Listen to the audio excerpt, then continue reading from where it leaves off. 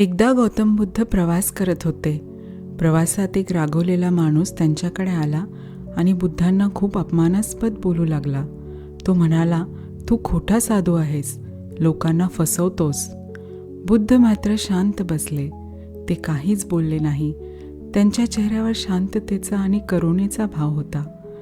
काही वेळानंतर तो माणूस थकला आणि निघून गेला.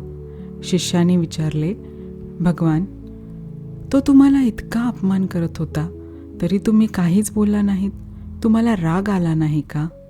बुद्ध मंद हसले आणि म्हणाले, "जर कोणी तुम्हाला भेट म्हणून काही देतो आणि तुम्ही ती भेट स्वीकारली नाही, तर ती भेट कोणाकडे राहते?" शिष्य म्हणाले, "त्या देणाऱ्याकडेच राहते." बुद्ध म्हणाले, "तसंच त्यांनी मला अपमानाची भेटवस्तू दिली, पण मी ती स्वीकारली नाही. त्यामुळे तो राग, ती कटुता त्याच्याकडेच राहिली."